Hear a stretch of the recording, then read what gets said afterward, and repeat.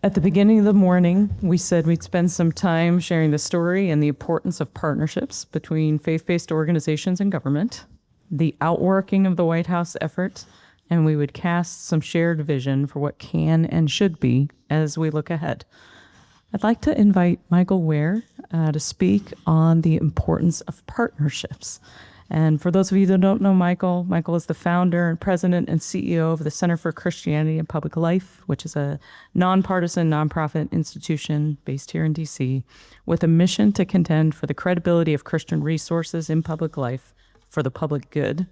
And for well over a decade, he served as a trusted resource and advisor for a range of civic leaders on matters of faith and public life, including as a White House and presidential campaign staffer.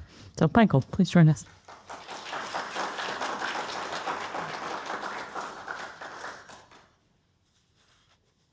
Well, thank you so much, Stephanie, and the team at Center for Public Justice. I'll be brief. In his remarks, right before he signed the executive order establishing the office in 2001, George W. Bush said, "This is a collection of some of the finest America has got to offer, people who lead with their hearts and in turn have changed the communities in which they live for the better. This meeting is a picture of the strength and diversity and compassion of our country." And so it is today. When I first came to Washington, D.C., the people in this room in presence and in spirit were the people I admired, the people I wanted to be like, the people who gave me a vision for what service might look like. John, David Quo, EJ, Brent, Jed Medifant, Jay Heim, Melissa Rogers, so many people.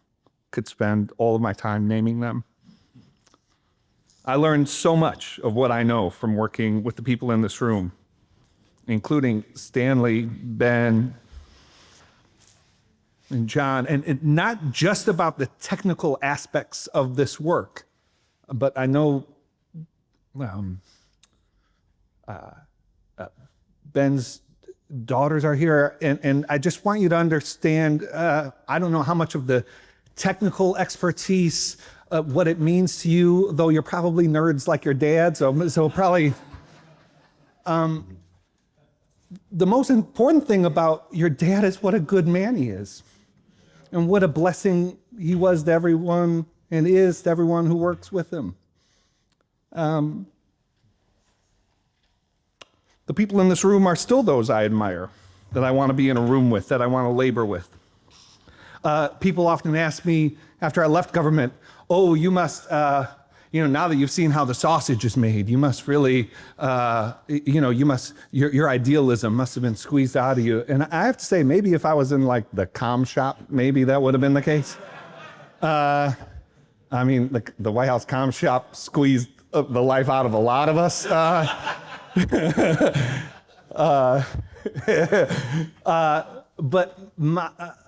I left the White House more optimistic about this country, about the people who serve in it, than I was when I came in. And that was because of all of you and all the organizations out there and the leaders and the volunteers that are doing the work. We got to see the best of America. We got to work with the best of America.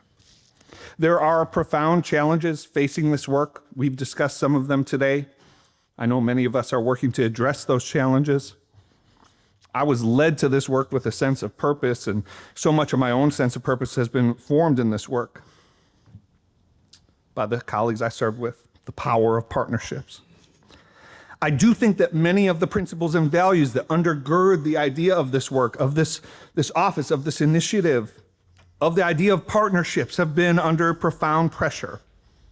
As someone who believes in the value of this office, the power of this work, as it has been conducted under both Democratic and Republican administrations, it has been difficult but necessary to wrestle with the fact that we cannot always predict or prevent how that very infrastructure could be misused. But the conclusion I have come to, what I have come here to affirm, is that America needs today more than ever that which the Faith Office has offered at its best. And I just want to cover three areas.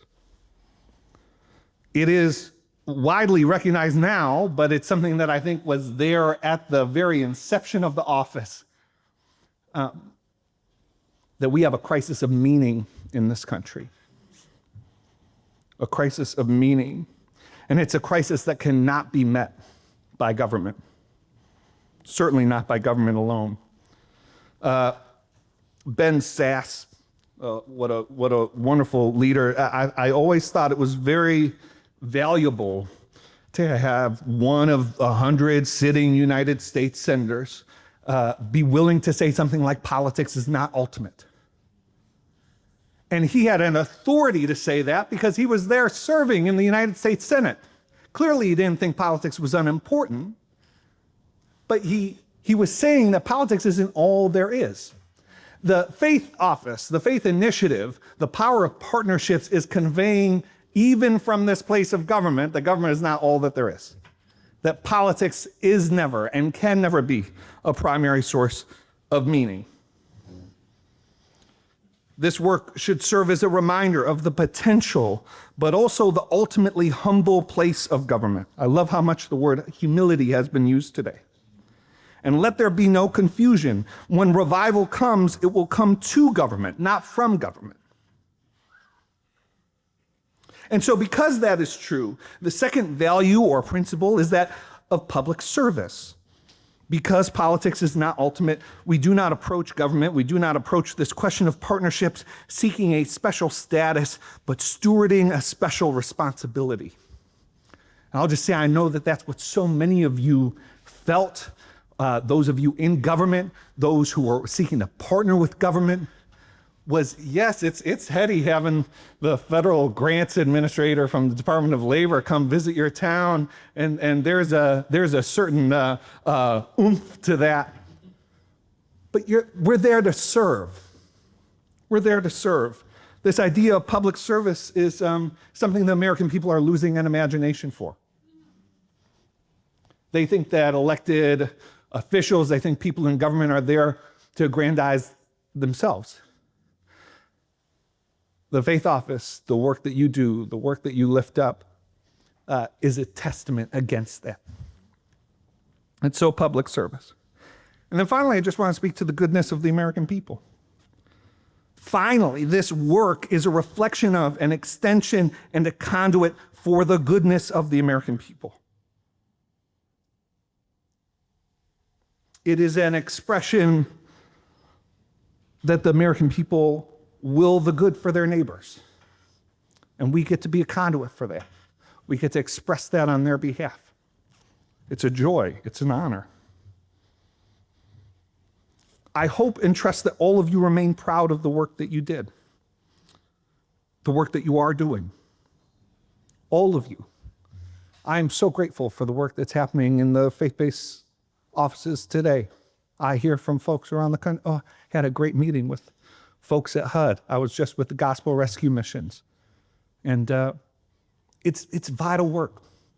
And there's a great solidarity here in this room that is important for the country to see.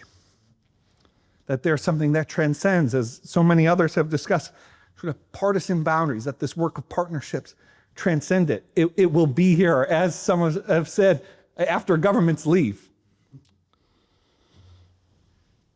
We should not underestimate the power of partnerships still, nor the stories we have to tell of what partnerships accomplished in our past, possibilities for partnerships in our future. We should not discount the American people's desire for a politics of service and goodness.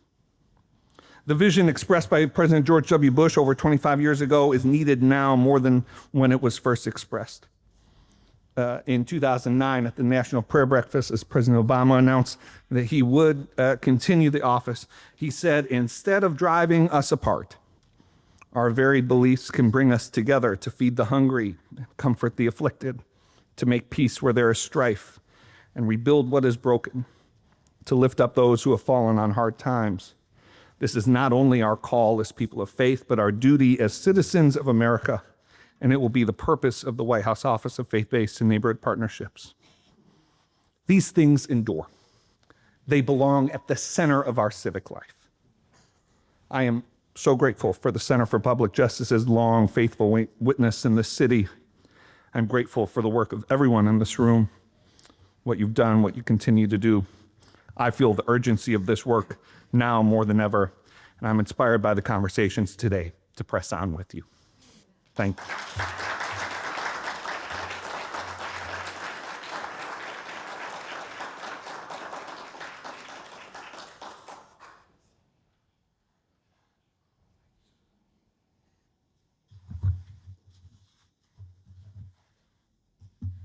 All right, now as we're concluding our joyful time celebrating 25 years of the White House Office of Faith-Based and Community Initiatives, I want to thank you all on behalf of CPJ for joining us today for a celebration and discussion of the office's historical and vital role, and also the faith-based organizations that have partnered with it to serve our communities. I would also like to extend our heartfelt gratitude to all our panelists today, whose longstanding work fosters a religiously free nation where faith-based organizations can collaborate within civil society to serve the common good. Additionally, I would also like to acknowledge the generous support of one of our event sponsors, which is the Program for Research on Religious and Urban Civil Society. We really appreciate their partnership in making today's event possible. And we hope you head home today with renewed encouragement from hearing these stories and all the partnerships that have occurred and come alongside us in hopeful anticipation to look forward to the future endeavors of the White House Faith Office and our nation's many faith-based organizations. I also want to take this opportunity to encourage all of you to grab a copy of Dr. Stanley Colson-Teese's new book, Making Possible Partnerships for Faithful Service, and also a copy of the Faith-Based Initiative at 25 Years by the Program for Research on Religious and Urban Civil Society. They're going to be on the table by the escalator as you head out.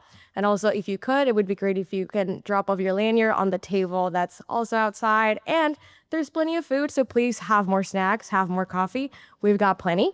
But we are glad to have had you with us to celebrate the transformative participation of people of faith in the public sphere and the commitment of the United States government to collaborating with faith-based and community-based organizations. Though its names and priorities may change across administrations over the years, the White House Faith-Based Initiative remains having the unifying end of protecting the free expression of religion and faith in the public square and ensuring equal opportunities for faith-based organizations. The White House Faith-Based Office Initiative represents a principled partnership that respects distinct responsibilities and welcomes diverse faith connections and convictions, an effort that will endure as a powerful force for the common good for posterity. Thank you again for joining us, and we wish you a wonderful rest of your day.